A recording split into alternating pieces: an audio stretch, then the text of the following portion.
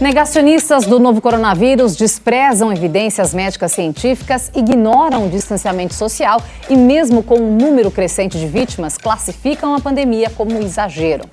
Isso é exagero mesmo, né? Exagero ficar prendendo o pessoal em casa, entendeu? Não é de hoje que existe o negacionismo, a escolha de algumas pessoas em negar os fatos como uma certa forma de escapar da realidade.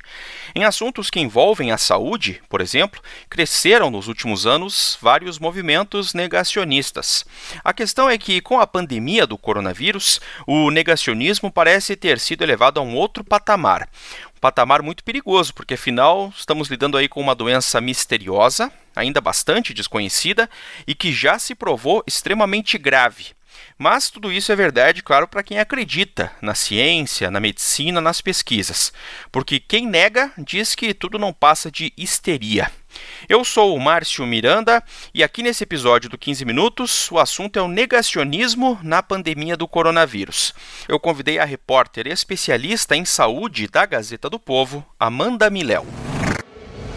Bom, Amanda, eu queria começar falando sobre negacionismo ligado à saúde em geral, né? O mundo todo observa um crescimento, por exemplo, de movimentos anti-vacina nos últimos anos.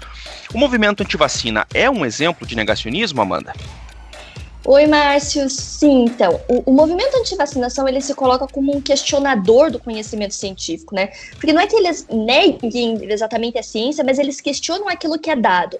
Por exemplo, eles acham que sempre vai ter um interesse escuso por trás da fabricação de uma vacina, eles acham que vai ter uma informação que vai estar sendo guardada deles, até de teorias conspiratórias, coisas que inclusive já foram provadas que não acontecem, como aquela relação da vacina do sarampo, rubéola e cachumba com o desenvolvimento do autismo. Já foram publicados inúmeros estudos, um dos maiores, inclusive, saiu no ano passado, foi feito lá na Dinamarca. Eles avaliaram 600 mil crianças e concluíram que mesmo entre aquelas que tinham uma predisposição para o transtorno do espectro autista, mesmo entre elas não tinham um risco maior de desenvolver a condição só pelo fato de ter tomado a vacina. Então, sim, é um movimento que nega a ciência, de certa forma, mas esse movimento anti-vacinação, mas é também um movimento de questionamento de alguns conceitos que já são vistos como verdades, como a proteção pelas vacinas. Pois é, e por que essas pessoas pensam assim, né? Quer dizer, quais são os argumentos de quem nega a ciência nesse ponto? Então, tem aquela ideia, eles têm uma ideia de que há essa conspiração ou de que eles encontraram a verdade, entre aspas, né?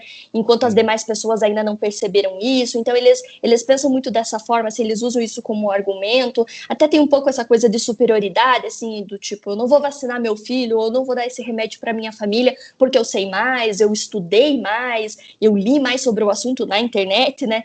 E é interessante que quando eu estudei o movimento anti-vacinação para o meu mestrado, que eu avaliei como que eles conversavam, qual era a interação deles, principalmente em grupos no Facebook, aqui no Brasil, e eu acreditava, assim, antes de ver os grupos, que havia muito achismo, algo como, eu acho que a vacina pode fazer mal, porque, sei lá, eu vi no Facebook, eu recebi pelo WhatsApp alguma informação do tipo, então eu não vou vacinar. Mas eu vi que ali não era bem um achismo, mas eles compartilham entre si também links de matérias mesmo jornalísticas, de estudos, de sites que contribuem com aquelas teorias conspiratórias, da ideia de pseudocientificidade, só que eles tensionam essas informações, eles puxam aquelas informações para explicar o argumento deles. Não que a matéria traga realmente essa visão de mundo deles, mas aí eles acabam trazendo aquilo, ajustando aquilo à ideia o conceito que eles têm de realidade, de verdade, né? Então, por exemplo, eles podem argumentar que o risco descrito numa bula de remédio ou de vacina associado até, digamos, ao autismo, enfim, a qualquer outra condição, mas é importante que as pessoas saibam também, e que daí tem o contraponto, que daí eles não entram nessa discussão, que toda medicação, qualquer coisa que você coloca no teu corpo, existe o risco e o benefício, né? E qual que é o cálculo, qual que é a lógica que os médicos fazem, que o conhecimento científico parte, né? Os benefícios superam os riscos? No caso de uma vacina, por exemplo, o benefício de você se proteger de uma doença, pode pensar até numa gripe, que pode passar de forma mais simples, quando é um resfriado, né, que é uma doença diferente, mas enfim, mas pode também até levar à morte para certas pessoas, principalmente se a pessoa já tem um sistema imunológico debilitado, já tem outras doenças que acabam prejudicando, então a vacina acaba protegendo. E qual que seria o risco? Que não é bem um risco, né, seria mais um efeito colateral, é aquela dorzinha no teu braço, é você sentir talvez um pouco de mal-estar, que é até uma situação, um cenário positivo porque indica que o teu sistema imunológico, todo o teu sistema de defesa está ali trabalhando, está reagindo para poder se te proteger no futuro quando um vírus real, verdadeiro, entrar em contato com você, né? Então, se não há essa superação dos benefícios em cima dos riscos, não tem por que fazer uso daquela medicação, mas se há essa superação, existe essa validade. E o porquê das pessoas pensarem dessa forma, né? Eu vi durante o meu estudo do mestrado, que parte-se muito do medo, muito do que é desconhecido, de não entender a lógica da produção do conhecimento científico, e faz sentido, né? Se você recebe pelo WhatsApp uma informação de que um vizinho do parente, do primo, do amigo, ficou doente depois de tomar uma vacina, a tua primeira reação como mãe, pai, ou como pessoa mesma, falar, poxa, será que vai acontecer a mesma coisa comigo? Existe essa questão do medo. Só que as pessoas não entendem que o tempo da ciência, e a ciência muda, e a lógica dessa produção do conhecimento científico é diferente. Um médico, inclusive, que eu entrevistei essa semana, ele trouxe uma frase que não é dele, é do pai da medicina moderna, Claude Bernard, mas que é muito explicativo, que é assim: a medicina é a ciência das verdades efêmeras. Aquela ideia de que o que é posto hoje pode não ser amanhã, claro. Que diga o ovo, né? Sim. Quem ainda não se questionou, né? Será que eu como? Será que eu não como? Quantos que eu posso comer? Enfim. Mas é isso, a ciência, ela se reinventa, ela busca sempre as melhores respostas, as ideias acabam mudando, só que elas não mudam com base no achismo. Não é que um dia um cientista, pesquisador falou, eu acho que o ovo não deve ser comido dessa forma. Não, é com base em outros estudos, em estudos melhores, em olhares mais apurados sobre um determinado assunto. Então, a ciência, acho que isso é importante que as pessoas entendam, não é achismo, ninguém está ali impondo uma opinião. O fato não é eu acho, ou minha opinião é. Ciência, é estudo, é com base em fatos. Negacionistas do novo coronavírus. São pessoas que ignoram o avanço da pandemia, as medidas de distanciamento e desprezam evidências médicas e pesquisas científicas sobre o vírus. Pois é. E aí, nesse cenário que você trouxe, da questão do medo, por exemplo, né, que muitas vezes leva a essa reação, você negar pelo medo da realidade, no contexto da pandemia do coronavírus, parece que o negacionismo assim, encontrou um terreno fértil para se proliferar, né? Será que isso até não ajuda a explicar um pouco a dificuldade dos países em controlar de maneira mais eficiente a doença, Amanda? Acho que sim, porque o negacionismo ele encontrou realmente esse terreno fértil porque é o momento em que mais se buscam por verdades, né? Em que mais as pessoas querem certezas e não temos certezas. Não trabalhamos com certezas durante uma pandemia. Porque tudo muda, né? Conforme a gente vai apurando o nosso olhar, conforme a gente vai estudando mais sobre aquilo. Um exemplo clássico da Covid, já pode ser considerado clássico, é a ideia dos sintomas. Logo no comecinho, lá quando começamos a falar sobre a Covid-19, eram três sintomas que se destacavam, que a gente precisava ficar atento, que era a febre, a falta de ar e a tosse seca. E eram só esses. Hoje a gente já tem uma lista, e a começar pela perda do olfato e do paladar, que é algo que foi percebendo ao longo do tempo, né? E que hoje a gente vê que é um dos sintomas mais prevalentes. E eu entendo que chega uma hora que as pessoas estejam cansadas de ouvir falar do assunto, ou dessas mudanças de orientações, né? Porque cansa saber que um dia é para usar máscara. Não é para usar máscara. No dia seguinte é para usar máscara. Dali a pouco não são 2 camadas que tem que ter a máscara, mas são 3 camadas. Né? Enquanto isso, os casos aumentando, o número de mortes também. Mas as pessoas precisam ter em mente que é um papel delas também, que elas também têm uma parte de responsabilidade com as outras pessoas quando a gente pensa no meio de uma pandemia, né? Então, se você nega o uso da máscara, você acha que a máscara não vai funcionar, e você decide que não vai usar ela quando você sair de casa, você acaba colocando a outra pessoa em risco, porque vai que você está infectado, você nem sabe porque você está no momento antes dos sintomas, ou você nem vai desenvolver sintomas, aquilo vai passar de uma forma tranquila pelo seu organismo, e você acaba espirrando ou, enfim, comentando com alguém e acaba transmitindo o vírus para uma pessoa que está ali tentando se proteger, mas que não conseguiu porque você não usou a máscara, né? E se a gente tem governantes que também não acreditam, aí que a coisa piora, né? É isso que eu ia falar, porque daí você entra, por exemplo, nesse problema de líderes, né, mundiais, que parecem ter entrado na onda do negacionismo, e um exemplo muito claro também, você falou da máscara, mas tem a questão do isolamento, né? Então, muita gente vai pensar assim, por que estamos fazendo todo esse isolamento se tem liderança aí que estão falando que não é bem assim, que isso não faz diferença nenhuma, né? Algumas poucas autoridades, estaduais e municipais, devem abandonar o conceito de terra arrasada, a proibição de transportes, o fechamento de comércio e o confinamento em massa. Bom, ainda falando sobre a pandemia aqui, que a gente está falando do negacionismo da pandemia, as redes sociais, em especial aí os aplicativos, né, de mensagem, o WhatsApp, claro, são de certa maneira divulgadores de desinformação também, né, Amanda, que é um problema em momentos como esses, de tantas incertezas como o da pandemia, né? Sim, as redes sociais, principalmente esses aplicativos de conversas como o WhatsApp mesmo, eles acabam contribuindo porque eles são maneiras bem fáceis da pessoa disseminar uma informação e receber essa informação, mas também são locais em que não tem um alerta para aquilo que ela está recebendo, que ela está compartilhando, falando que é um conteúdo de uma fonte duvidosa ou com informações que factualmente estão erradas, né? Simplesmente tem essa disseminação. E você pode até ver que aquele conteúdo pode ter sido compartilhado muitas vezes, né? Quando você compartilha algo pelo WhatsApp, ali vem, olha, isso aqui já foi compartilhado algumas vezes, mas não tem nenhum alerta de nenhum tipo que caberia mais à própria pessoa desconfiar que talvez aquele conteúdo possa não ser realmente verdade, e isso é bastante complicado, porque até é o que a gente já tinha comentado antes, quando a pessoa recebe uma informação que diz exatamente aquilo que ela acredita ser verdade, né, como que a pessoa vai ter esse senso de puxa, será que tá certo, apesar de eu entender dessa forma também? Tem até uma tirinha muito boa, não sei se as pessoas já viram, eu já vi compartilhando por aí, que aparece um homem na frente do computador, a filha dele tá atrás e fala assim, pai, isso aqui que você tá vendo tá errado, não é certo, é uma informação incorreta. E ele responde assim, mas como que pode estar errado se diz exatamente tudo que eu acredito? Exatamente isso. Pessoa, resume bem, né? Bem isso.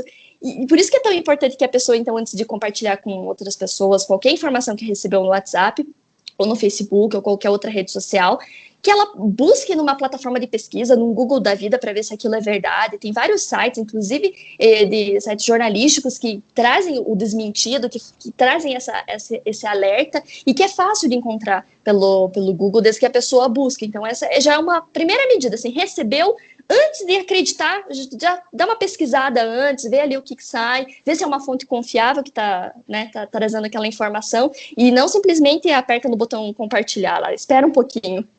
Pois é. Bom, aproveitando esse momento para trazer informação, né, Amanda, à luz da ciência, né, sobre vários desses assuntos que acabaram ganhando corpo no contexto da pandemia. Por exemplo, um tema, dá para dizer assim, que é um tema da pandemia, pelo menos aqui no Brasil, muito, né, a cloroquina, né? O que tem de informação concreta sobre esse assunto aí, sobre o coronavírus? Olha, de concreto, a gente só tem uma coisa, que não há evidências científicas no momento que indiquem o uso tanto da hidroxicloroquina, cloroquina, ivermectina, azitromicina, zinco, vitaminas, lopinavir, ritonavir, enfim, toda uma série de medicamentos que ainda estão sendo estudados. Não tem evidências, nada que indique o uso desses medicamentos no contexto da Covid-19. Da hidroxicloroquina, ela foi estudada, ainda está sendo estudada, mas até o momento tudo indica que os efeitos dessa medicação entre os pacientes que estão internados graves não são positivos, não tem benefício que supere o risco. E aí entra o risco da arritmia cardíaca, que já foi comentado várias vezes, e o que está sendo estudado ainda é o uso dessa medicação em pacientes que estão no início da doença, mas também são estudos. Não significa que as pessoas possam sair tomando esse remédio sem nenhuma orientação médica ou em um kit de tratamento precoce, como tem sido falado bastante, especialmente em redes sociais por aí. Então tem que tomar esse cuidado, até porque na tentativa de evitar uma complicação ou proteger a Covid-19, né, já saíram estudos que indicam que a cloroquina não previne a doença. Então você pode até tomar a cloroquina antes, você está se colocando em risco por uma arritmia ou por um problema cardíaco que talvez, às vezes, você nem sabe que tem e que pode ser acentuado por causa da medicação, e não vai te proteger de pegar o vírus, sabe? Não tem isso. Um remédio desse e que recebe até propaganda muitas vezes, basta ver o que está dizendo o próprio presidente da República aqui no Brasil, contaminado e fazendo essa propaganda toda da cloroquina. Aplicar hidroxicloroquina. Eu tomei no dia de ontem, por volta de 17 horas, o primeiro comprimido. Azitromicina também? Também azitromicina. Todo aquele composto, né, foi ministrado. Às 5 da manhã tomei a segunda dose da cloroquina e eu confesso a vocês, estou perfeitamente bem. Tá? Lembrando que não há nenhuma evidência científica de que, como você tanto explicou, que isso vai funcionar, né? Quer dizer, não é assim tão simples. Exatamente, e é bem complicado quando a gente vê o presidente fazendo esse tipo de compartilhamento e enaltecendo uma medicação, porque às vezes para ele pode funcionar, ou para ele o organismo dele já estava batalhando contra aquela doença sem precisar. Às vezes é um enaltecimento de uma medicação que não teria um efeito, sabe? Enfim, ele acaba sendo enviesado esse benefício. Bom, pra gente fechar, estamos com o tempo quase esgotando aqui, Amanda, só pra gente citar, também é importante, né, já que a gente começou falando de vacinas, o pessoal anti-vacina, e agora um dos grandes temas é a vacina para a Covid-19, né? Também ainda tudo em fase de estudos, não se tem nada concreto ainda em relação a isso, né? Exato, ainda estão sendo estudadas, mas elas estão avançando muito rápido, super rápido até.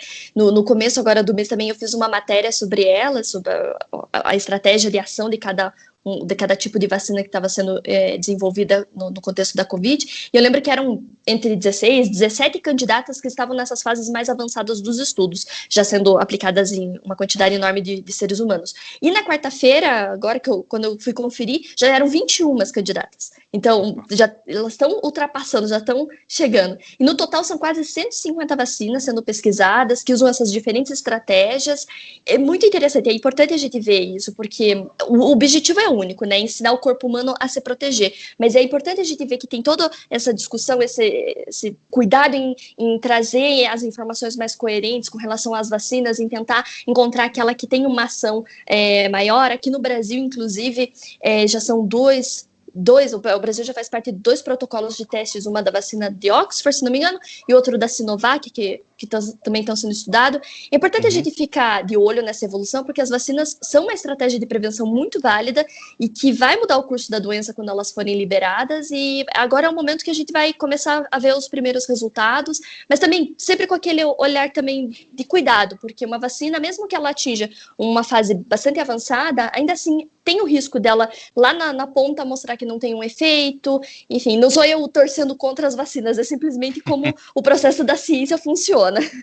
E não vai adiantar também se desenvolvermos a vacina, né? Se a ciência desenvolver a vacina, e aí muita gente não tomar porque vai achar que a vacina é chinesa, ou porque a vacina não pode ser tomada porque, enfim, eles querem que mais gente tome fique com o vírus e seja contaminado, e, enfim, outras teorias da conspiração, qualquer uma. Aí não vai adiantar todo esse esforço da ciência pela vacina, né? Pois é, não, porque novamente aquela ideia do risco pelo benefício, né? Você vai tomar uma vacina que pode ter, às vezes, um efeito colateral ali, simples de um mal-estar, uma dorzinha no braço, mas com um benefício enorme, ao invés de se colocar no risco de pegar a doença, e você não sabe se você tem, às vezes, uma condição crônica que você ainda não descobriu e que pode prejudicar, que pode realmente complicar, você acabar tendo que ser internado, enfim, sempre pesando esses riscos-benefícios, e é importante que a população tenha isso em mente, né, e que não negue as vacinas quando elas forem liberadas. Eu vou estar na fila para tomar quando sair.